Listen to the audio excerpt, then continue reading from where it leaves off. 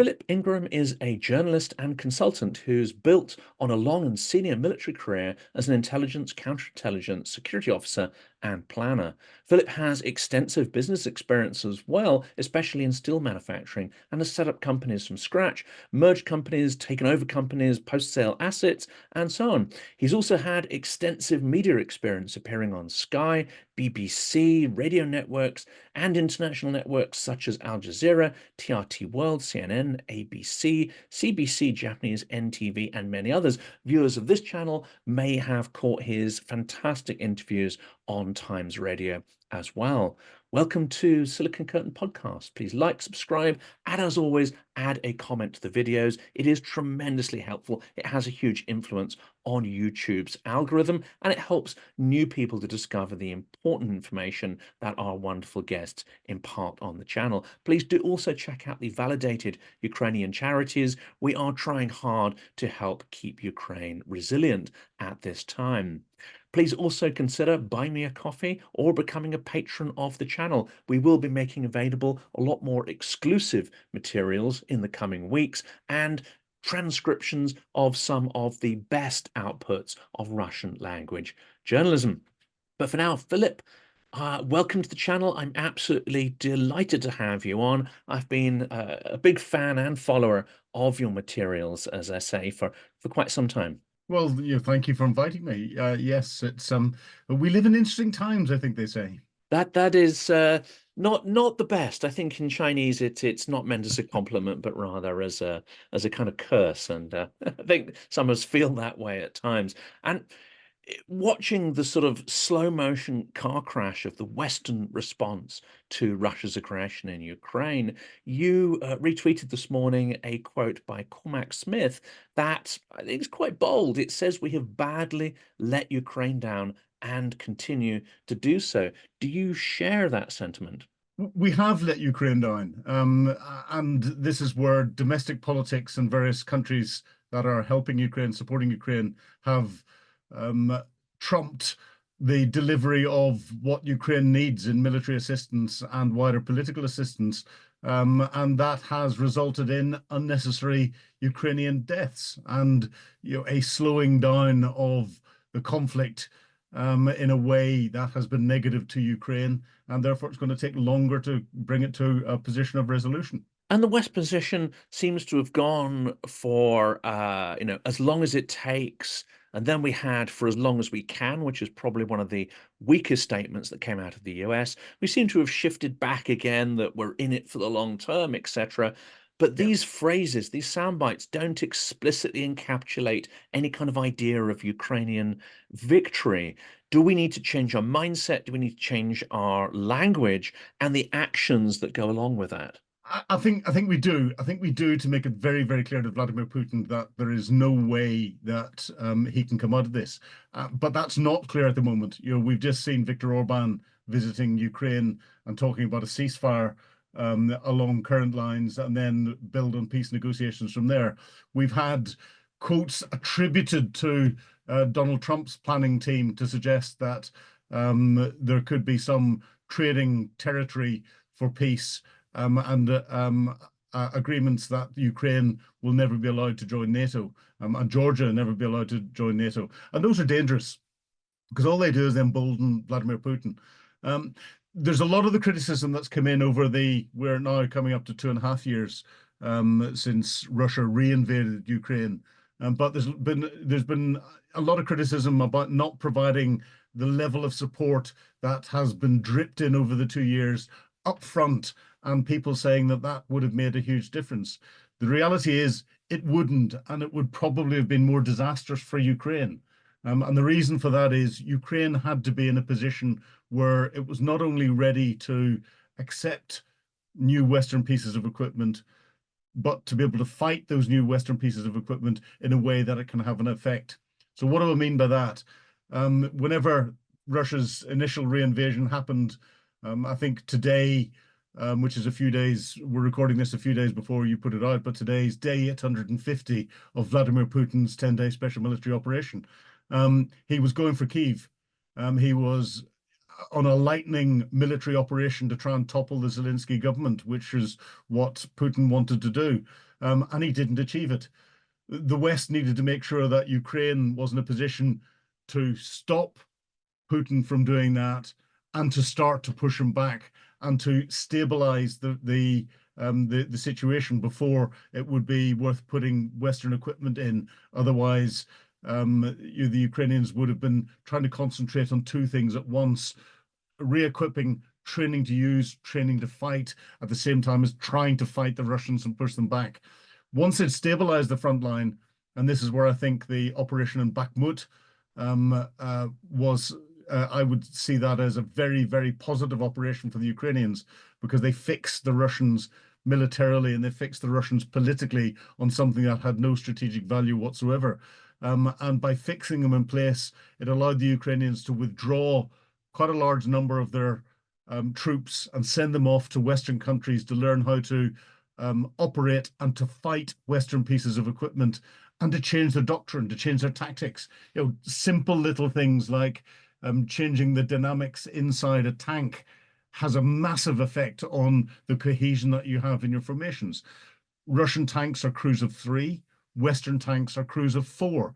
That dynamic changes. You then have to change that dynamic into, you get your grouping, your troop of 3 or 4 tanks, you then get your squadron of more tanks and everything else, and that changes how you fight. That's a massive change. I don't think any other army around the world could do what the Ukrainians have been doing in rearming, re-equipping, changing their doctrine, changing their tactics, whilst in contact, in a high-intensity contact with the enemy.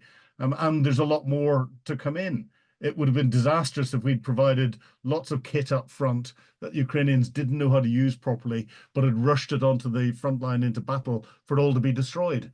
The political impact of that across the West would have been even more disastrous for the Ukrainians, compared to us drip feeding it in over a period of time. So there are some negatives in the way we provide support to Ukraine, but I think it had to be brought in increments over a period of time, and we're still seeing it being brought in as we wait for the infamous F-16s to land in Ukraine and for the Ukrainians to start to use them. And this is an interesting dynamic as well, because one of the other reasons why I guess you can't flood equipment onto the battlefield is because the logistics, the supplies, the repair Yep. networks are not in place for these. But Ukrainians, and this is the interesting debate, isn't it, between F-16s, which require a huge amount of this infrastructure as well as training. Unfortunately, it seems that this has been kicked off too soon. So now when we're creeping towards the perhaps acceptability of these platforms, actually a lot of time has been lost that could have been creating the foundations for those supply networks, training, etc. Even now, there's a very limited number of NATO places, it seems, that are made available to Ukrainian pilots. Well, I think this highlights a number of different things. One, the capacity that there is across NATO countries in training, and it's embarrassed an awful lot of NATO countries to suddenly realize that their defense training bases, their defense industrial bases, and everything else are not up to what they thought they were up to, and are certainly not up to what's required for a modern high-intensity conflict. So a lot of them are learning lessons and are beginning to change that, but that's been reflected in what could be provided to Ukraine. And secondly, the complexity. Whenever people first started mooting F-16s, we had the Ukrainian Air Force coming out and saying, "Just give them to us. It may be 6 months or 9 months in the West to train them. Our pilots are really good. They will be able to pick it up in 6 weeks or 3 months or something." The reality is you can't. You have to. It's not flying. It's not operating the machine. It's fighting the machine, and fighting the machine with everything else that goes with it. And part of that, as you said, it's the maintenance, the logistics, the different weapon systems, and everything else. It's bringing the recognized air picture into the aircraft. It's giving pilots who are flying with ancient GPS systems that they have put on a sticker, a socket sticker onto their the cockpit canopy to tell them where they're going in old Soviet era, putting them into something that is significantly more advanced than that, with more information coming in, and more that the pilot has to do themselves. It takes a a US pilot who is well versed in everything in just changing airframes, 6 to 9 months as a minimum to learn how to be a competent F-16 pilot. So, and again, whenever it comes to bringing in all these weapon systems, yes, the logistic supply chain is massive, and that is the significant difference. But also in high intensity conflict, it's bringing together all of the different elements in a way that they can all operate coherently together. So that's called the all arms battle and the combined arms battle. So to properly carry out a counteroffensive, Ukraine tried it last year. Everyone thought it would have the same sort of success as the counteroffensive that took back Kharkiv and Kherson earlier in the year. But those were where people were getting their expectations wrong. They weren't thinking of it from a military perspective. They were having they thought politically, oh, we'll give the Ukrainians a few tanks and they can go and do this. No, to punch through the level of defenses that the Russians have got and putting them into context, these defenses are stronger than we've ever seen in any conflict ever before in history. To punch through those, the Ukrainians didn't have the ability last year to create local air superiority. They didn't have the engineer capability to clear the obstacles and everything else and get through. So it was never going to get anywhere. And that's why even this year, when F-16s get delivered, the Ukrainians won't have the ability to punch through those heavy defensive lines. But they can set the conditions to be able to do that next year. They're not wasting their time, though. They're doing a lot in the background to weaken the Russians even more. And again, this is something that I think history will show as a huge operational level and strategic level success to the Ukrainians. The special operations executive type operations that are coming under General Budanov, the head of the HUR, and what he's doing inside Russia and inside occupied Ukraine, including Crimea. And even here, there are some extraordinary restrictions in place, and it's extremely incremental the way these red lines are kind of dissolving. So the majority of the airfields and launch sites, which are supporting Russian operations, especially in the north, they're outside of the 100-kilometer zone, which the US has given permission, in inverted commas, to Ukraine to strike. So I spoke to Sir Richard Shirriff last week, and he point blank said this makes no military sense. It's an utter absurdity how Ukraine is being forced to fight. Yeah, it does make no military sense. But we always jump up and down on the worst headline. The Americans have put those restrictions in. The Germans initially put some restrictions in, and we have to recognize that there is a domestic political piece to everything that's going in. So what leaders are having to do is balance off what they can get through their political system by way of an agreement without it turning into something that gets back to where we had that hiatus where the Speaker of the House in the United States refused to allow aid package to be delivered to Ukraine because he was tying it to issues with the US-Mexican border, a completely domestic issue. So it's balancing that off, and that's difficult. It's easy whenever you see it and you're outside to criticize. But the UK has no restrictions whatsoever. There are UK-supplied weapons being used across the whole of Russia at the moment, and there are other nations that are allowing weapon systems to that they supply to be used in that way. It's not getting some of the big sexy systems, ATACMS in particular, being used by the Ukrainians into those areas. But they've got Storm Shadow, they've got Scalp, which is the French version of Storm Shadow, that can be used. So there is a capability there. The Western restrictions from some countries make no military sense whatsoever, but we have to recognize that that political element is something that's always going to be there. It's interesting, though, isn't it? Because many on the Republican side who relented and supported the aid bill have come out and said that they find these restrictions absurd. So I'm assuming that some of the sensitivity is not necessarily across the aisle, but within the Democratic Party itself. But I'll throw another idea here. It seems that the US response, the red lines that are being put in place, and of course, one of the most significant names associated with that is Jake Sullivan, that it is also calibrated not for a Ukrainian victory, but it's balanced towards Russia's weakness. trying to calibrate it to ensure that Russia doesn't implode or collapse catastrophically. That does seem to be one of the key calculuses there.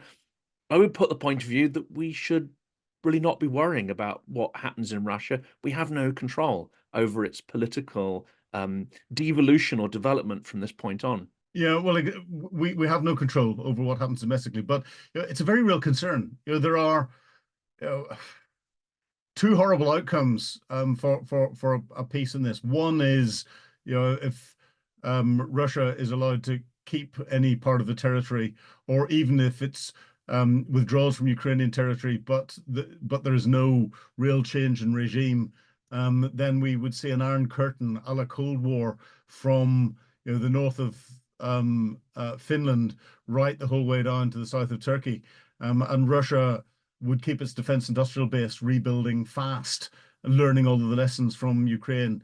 And the West would be sort of politically trying to go, pew, that's all over and done with. Let's move on. When the reality is, if we look back to the previous Cold War, defense GDP expenditure was between 6 and 7%. We had levels of readiness and capability and force sizes that we can only dream of these days. That's one end state scenario. The other end state scenario is if Putin loses completely and causes real political turmoil inside Moscow. Russia's not a homogenous state. It's a federation of different states and regions, and it requires a very strong rule from Moscow itself to keep it together. If there was any danger that it would break up, it would make the breakup of Yugoslavia seem like a Sunday school picnic.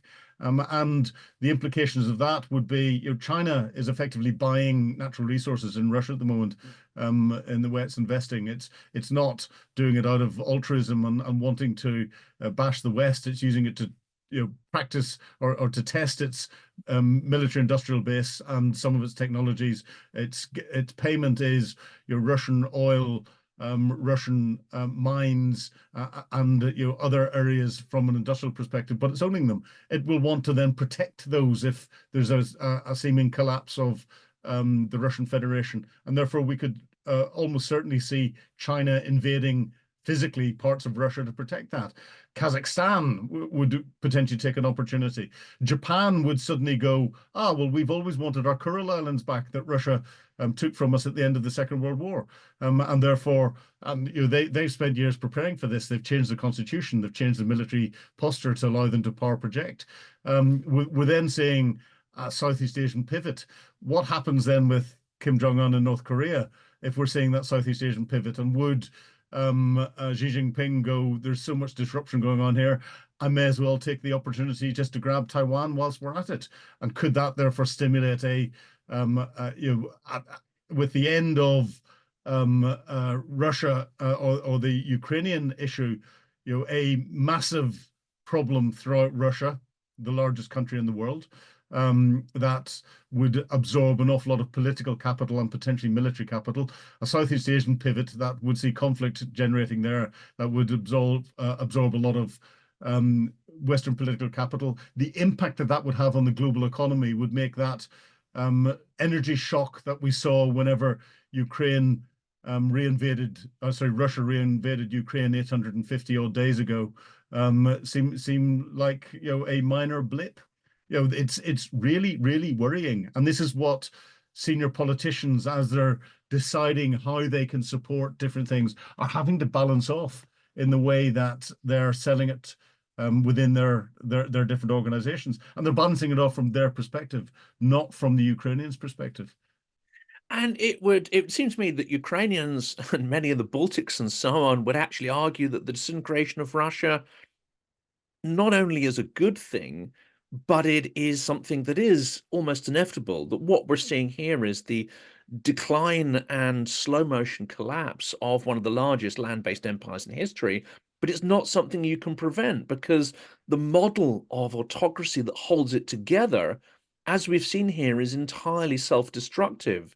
It requires the complete stifling of civil society, political development. You cannot have the evolution of an organic culture, and it requires this huge apparatus of repression. Not only that, it almost continuously descends into warfare against its neighbors. So if Russia Yeah. was to lose in Ukraine, it's entirely conceivable that they would start on Central Asia. So isn't it a little bit ostrich-like to say that, preventing the collapse of Russia, phew, we avoided that. If it's inevitable, should we perhaps just roll with it and have a plan? Well, maybe there is a plan at the moment. We don't know what's going on behind closed doors. And you could stimulate a rapid breakup of Russia, which again, as I said, would make the breakup of Yugoslavia seem like a Sunday school picnic. Or you could um, set the conditions so that it happens over time. Whilst that's going on, what you're trying to do is influence all of the different elements politically so that you can reduce the impact and the global destabilization that would have on it. And when we look at that global destabilization, there are nuclear weapons across the whole of Russia in different places. How do you secure those? What happens if those fall into hands where countries start to use them for negotiating purposes? What happens if some of them are sold to Iran, because it then would give one of the Russian autonomous regions the ability to gain export for their natural resources, or to get oil in at preferable prices, or something else that's in there. So all of these things, from a strategic planning perspective, a political planning perspective, as well as a military planning perspective, takes so much time to examine in detail, to quantify, and to look at how you could mitigate it.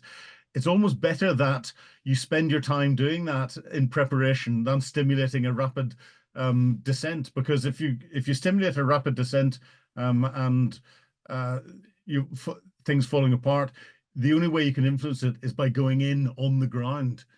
Now, look at the number of troops that we put into the former Yugoslavia over how long a period of time.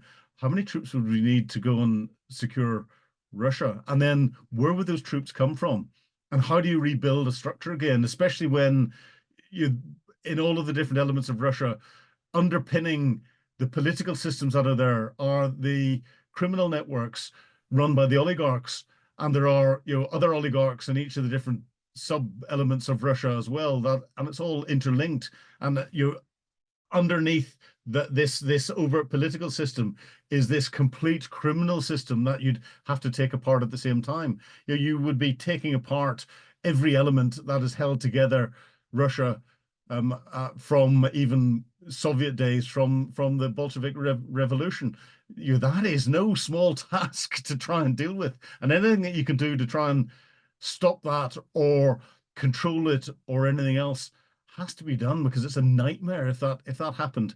And unfortunately, that means that the Ukrainians are paying the price as the war goes on. However, I don't think it's a deliberate act at the moment. I think there's a balancing act going on, and people are watching it, because Ukraine can only take so much change to have that military effect and everything else on the ground over time. They haven't reached that capacity piece yet. So I don't think we've got to that decision-making bit, but I would hope that in our various capitals, it's stimulated the necessary thinking and planning that's going on. I know Xi Jinping's thinking and planning will be military focused on how we capture the bits that we own. And I'd have some skepticism about whether our planners and leaders fully understand the situation. I think you've very powerfully described there the networks of criminality, of nepotism, corruption that really hold Russia together, and as they have done for many, many decades, right back into the Cold War. And this concept of wor v законе, there's criminals within the law that arose in the 70s to grease the wheels of the Soviet economy. When you listen Yep. to some of the Russian opposition, I suspect that many of the so-called opposition don't even understand the extent of the task, because sometimes they'll throw out ideas. Well, we'll do this and we'll do that. And yet the sort of scale of, let's say, the Sylvia Key class, etc.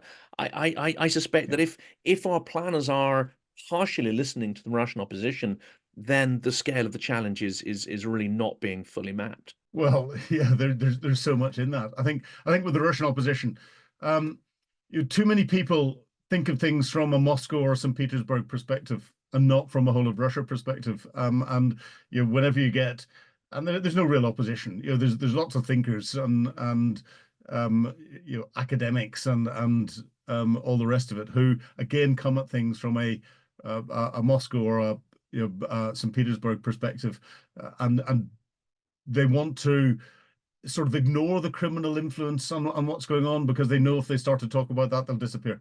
Yeah, quite simple. If they bring that into the conversation, they will just not be there anymore. And therefore, the underpinning of that, I think, many other countries don't want to admit that as well and properly understand it. And this is why we haven't heard more about Wagner and the rebirth of Wagner and what they're doing throughout Africa and everything else, and the other private military companies that, strictly speaking, are illegal under the Russian constitution, but everyone seems to be creating them, and they're around there. That's just a military wing of the oligarch. So we've almost got the Sinn Féin IRA type link that you get with the oligarchs. They have their political wing and they have their military wing, and then they have their business wing that it works out, and all of that relies on the oligarch in chief giving them an immunity from prosecution, or the ability to operate out with the law, and that is Vladimir Putin. And the trouble is, if Putin goes, he's the kingpin. You then got so many other oligarchs. No one is in an immediate position to step in and take that. So you'll get fighting between them, and that will then cause. It will look like inter-mafia organization fighting. Look tiny. Look like a playground. Kiddies fight. And we, again, the instability that would bring is phenomenal, and the impact that would have on global economies. So. And the other bit that comes in that's a complicating factor is when we're looking at things from a Western perspective. Russia can look at things, as can China, North Korea, Iran, and all the rest of it, in multi-generational terms. It can think 20, 25 years out, if not longer, and put pieces in place to try and achieve what it wants to do slowly, and that. In the West, we think in prime ministerial or presidential timeframes, our election timeframes, 3 to 5 years, but more reality is that a lot of our political decision makers are thinking in what tomorrow morning's headline is going to be. And this is exploited by the Russians, by Putin. It's exploited by Xi Jinping. It's exploited by North Korea and by Iran and others, because they know that they can keep our political capital, our political decision making, our political effort tied up on lots of minor little things because they're becoming headlines tomorrow. And they do that. It's the old Chinese proverb of death by 1,000 cuts. The thousands of little issues that have got no strategic bearing whatsoever, but have political impacts in different countries, are what we're seeing playing out on social media and other areas where populations and therefore politicians are being influenced. Well, we'll come on to information warfare and its role in the UK election and beyond in a second, because I think it's absolutely fascinating. Let's just deal with this point you've made here about, you mentioned ISIS, you mentioned the IRA, what's happening in Africa. We've got several episodes on the channel that dig into that, but you're absolutely right. Yep. It's really not covered in detail. It's incredibly complicated. And speaking to one of the sort of leading journalists, formerly of the BBC, who specializes in sub-Saharan Africa and the Sahel, it's a picture that's far more complex than I think even I had realized there. It's not a sort of, necessarily goodies versus baddies. There's a number of different angles there, but Wagner does have a malign influence, and they are exporting their business model, which is to live off the land, is to find resources to justify their existence and to prop up autocracy. So one of the big strategies seems to be to push out any kind of rule of law, push out civil society, and create a space which is, I say, benign for the Russian business model, even if that appears the very antithesis of rule of law and chaotic to our eyes. It's an environment in which the Russian way of doing business can thrive. But there seems to be a relatively little pushback from the West, and indeed Western influence, especially of France and the US, is being eased out of this region far too more quickly, I think, than anyone expected. Yes, well, it I think falls into the all too difficult bracket. And we talk about the rule of law. Whose law? In the African states, it's the law of the jungle. It's the survival of the fittest. Corruption has been endemic. From our definition of corruption, the Africans would see what we define as corruption as a normal part of business.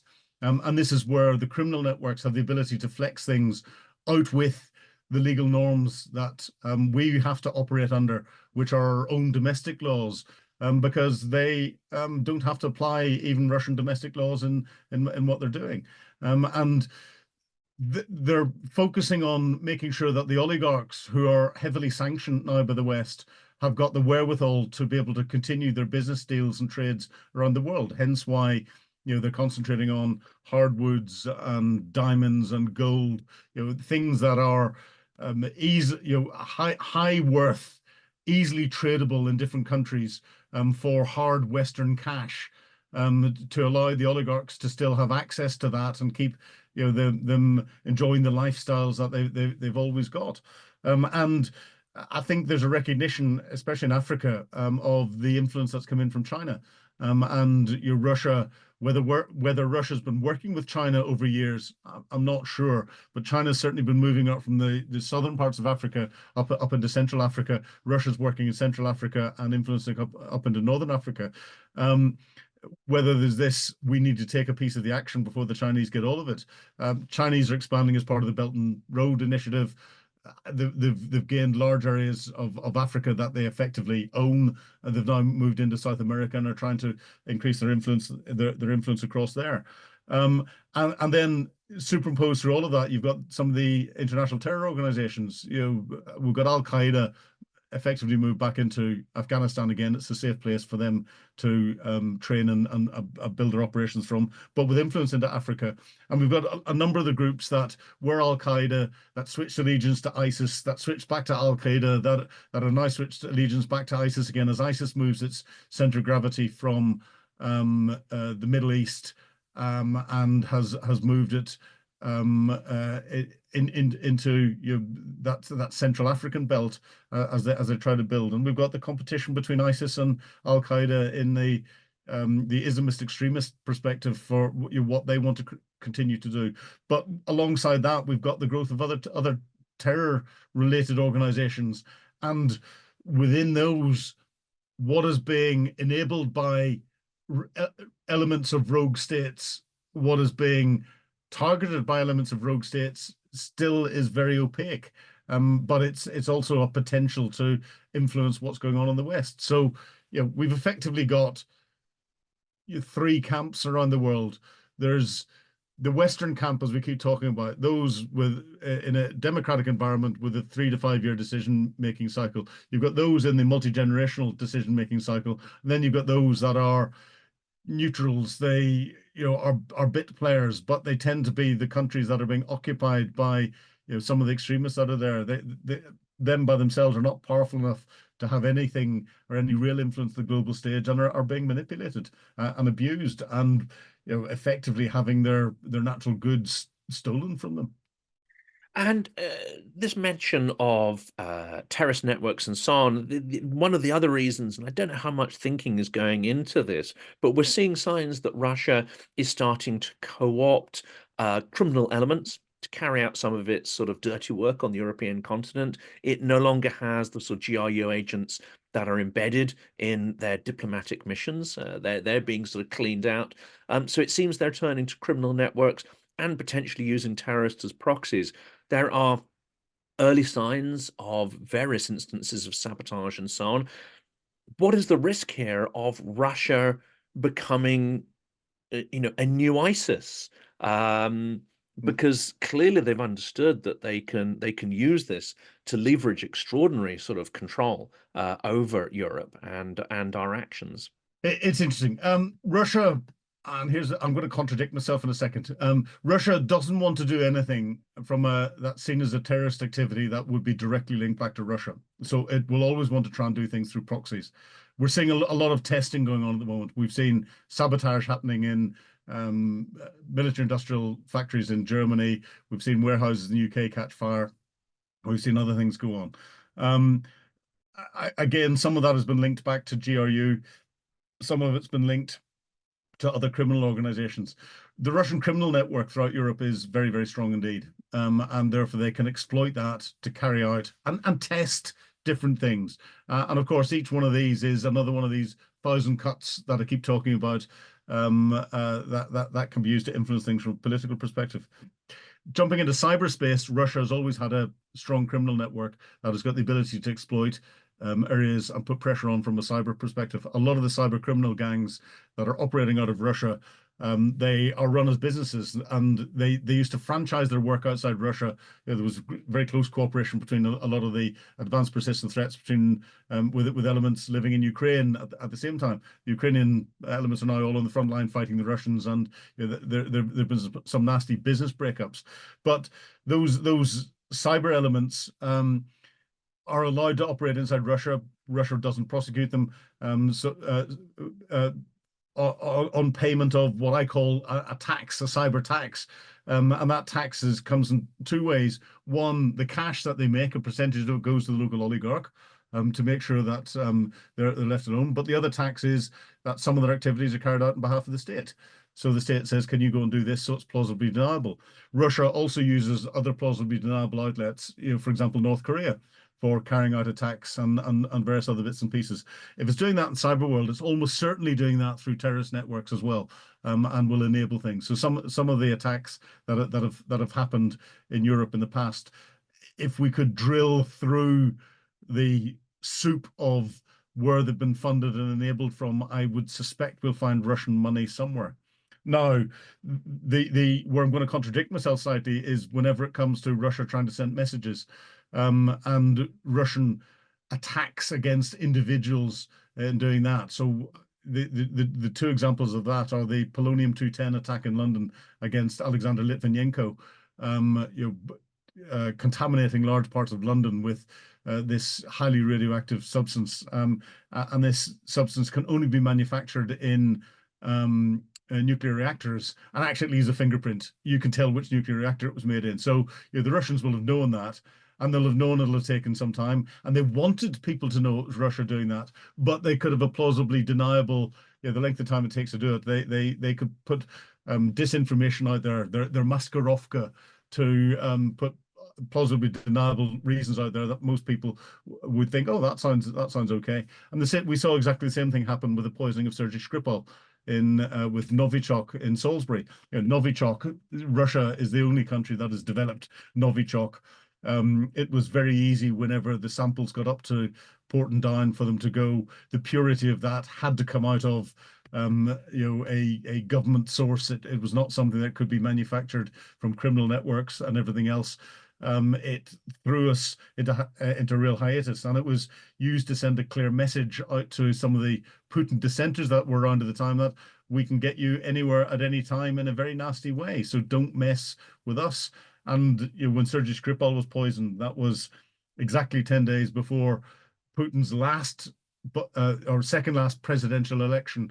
And there were one or two international oligarchs making a few noises that he wanted to shut up. And it caused the West to sit and focus on something else from a political, a military, a security perspective that uses resources that couldn't then be used to focus on Russian intelligence assets and Russian international interests and everything else. And they're very good at doing that, at tying us up.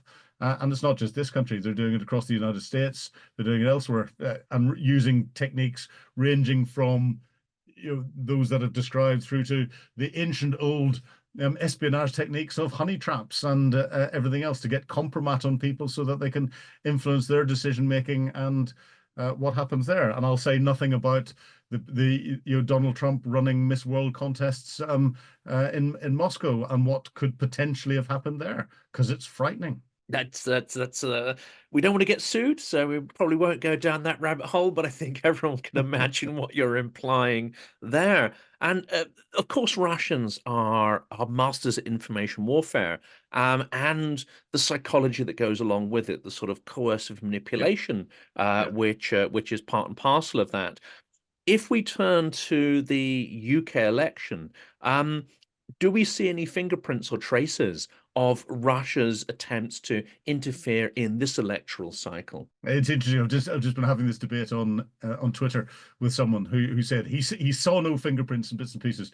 The best sort of interference are where there are no fingerprints left, because it's going to, the influence that's going to come in is going to come out as if it's something that's been generated properly by a political party or political influencing entity, that's genuinely known, and often it is.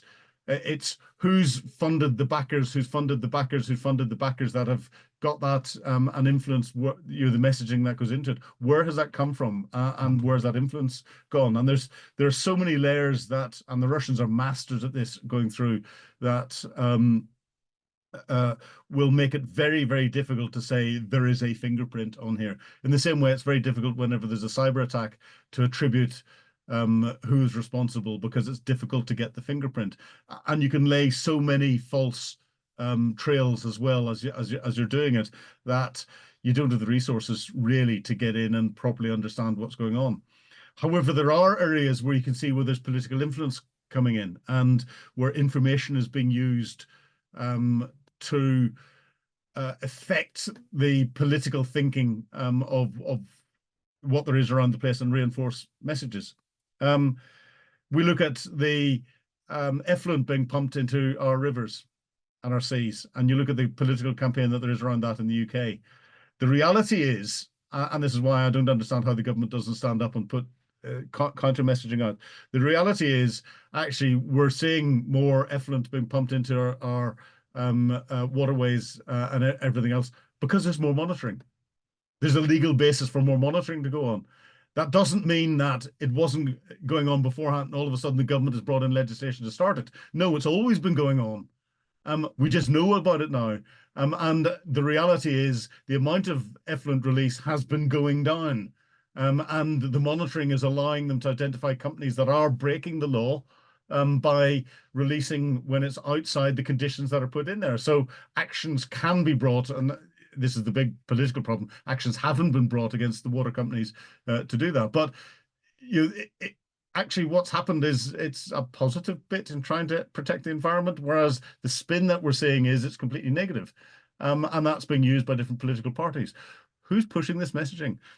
We look at what's happening across in Ireland with Sinn Féin North and South, and a lot of the funding that goes into Sinn Féin. Sinn Féin are known to be able to cause disruption politically in the Republic of Ireland, and you run interference in the North. There's a lot of funding coming out. There's a lot of their messaging that is going out around the place that is very, very opaque. Russia's second largest embassy in Europe is in Dublin. Why? And it doesn't go there by accident. And they've got plans that have been refused, thank goodness, by the authorities in Dublin to grow the embassy even bigger. And you don't have that unless you're using it for something. Another one, and this is going to be slightly controversial, is you look at the pro-Palestinian support that's going on, and what's happening in the Middle East. If the individuals that are going out and doing their marching on Saturdays in London and through other cities were so incensed by the loss of human life and by what was happening, they would have protested so many other wars around the world. They're not. They're being manipulated. The messaging is being manipulated. Hamas know that they can't win militarily against Israel, but they are hands down winning the strategic information war that's going on. And that's backed by Iran, who follow Russian doctrine, almost certainly backed by Russia as it's going through, and influenced almost certainly out of the embassies and everything else that's happening. Combine all of those and look at them. Are they having a direct effect on what's going on politically? To a degree. They're all, some of these, as I say, your death of a thousand cuts, little individual things that are coming in that are focusing people from a political perspective on having to make a comment on this, try and defend that, look at this, see what the influence is that's going on there. That is taking people's minds away from some of the bigger issues and everything else. So is Russia interfering? Hell yes. I can say on my own channel, and this is in no means scientific, but I've run some semantic analysis on comments that have appeared recently. I moderated a debate, which I helped to organize last week with Edward Lucas, Paul Mason, and somebody's just come back from serving the Ukrainian Armed Forces called Mesa Gifford. Fantastic event. Reform was mentioned. When we put out the promos, we had a real interesting spike of comments about why we hadn't invited a reform candidate to be there. Well, it wasn't really a debate, it was a conversation. I'm not sure we would have been able to have an adult conversation about Ukraine with someone from a reform. But I did some pattern matching on those comments, and I suspect, again, it's not empirical, but I suspect the part of this huge spike in comments was not necessarily organic, but that's in no way scientific. Yeah, no, and that's been seen beforehand. You know, I mentioned Sinn Féin in Ireland, you know, because I come from Northern Ireland. You know, I've been involved in certain debates and comments that have come in there, and I've noticed at times a massive spike in very negative and attack comments coming in from accounts that have all got a few letters or possibly a name and then lots of numbers afterwards, trying to attack me and undermine what's going on. It is being used, and whilst it's I can't definitively say that Russia is behind this and doing it, my experience and gut feeling says that if you could drill down far enough and follow the trail far enough, you will find people being influenced through Russian money, and through the networks. In the same way, you'll find people being influenced through Chinese money and Iranian money and all the rest of it in different areas. And that's why we see this, and it is undermining our democracy. I've got a blog piece on my website, greyhairmedia.com, which is all about hacking your serotonin. And within that, I discuss examining manipulative marketing techniques, and how music makes people feel good, and you produce different scenes that make people feel good and associate those scenes with a product, and that's proper marketing. But manipulative marketing, you can use other techniques to try and force people to understand a product or something else. You combine that with big data, and understanding how people think, and you take the manipulative marketing techniques and you look at big data. With big data, you can see where someone is on a fence politically, what the issues are that they support, what the issues are they're not quite sure about, what the issues are they disagree with, and you can reinforce those areas they support or undermine those that they're negative with by targeted information campaigns, not just through them, but through their first and second connections. So when they have their debates and their conversations at home, all of a sudden they go, oh, well, no, I thought this and I saw this today and it's really good. And that you can change the way people think. And that has been proven time after time after time. You can hack people's brains and you can change the way they think. And anyone who says that they're not doing that, just think of some of the adverts that are out there. And for the UK audience, if I say hands that do dishes, those of a certain age will know a certain brand of washing up liquid. Or if I played Dvorak's New World Symphony, you'd either be thinking of a cigar, or a boy pushing a bicycle up a hill and a loaf of bread. And that is where our brains have been hacked, because when you say those things, or you play those music, you smile, you feel good, you think, oh, that's lovely, and you remember. That's chemical changes in your brain. Those can be manipulated in the same way, when it comes to trying to get people to change their views politically. And those who've watched the channel with some consistency will know that actually my day job is commercial propaganda. So I'm afraid I'm one of those brain hackers, because I'm a sort of digital marketeer. But that means, and also my background in studying Russian and being interested in sort of literature and deconstructing texts, means that I pay a lot of attention to the details of language. And I think what you say is incredibly powerful.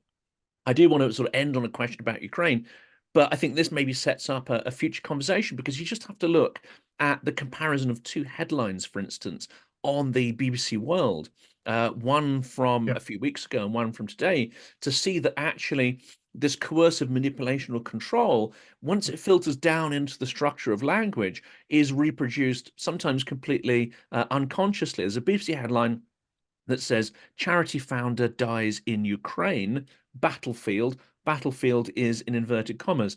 An extraordinary piece of reporting here. I mean, one This individual didn't die, he was killed. He was killed by Russia. Russia isn't Yeah. named. And then battlefield is put in Yeah. inverted commas, as if, well, actually, it's sort of, maybe it's not real. Maybe it's not really a battlefield. Yeah. Extraordinary poor piece of reporting.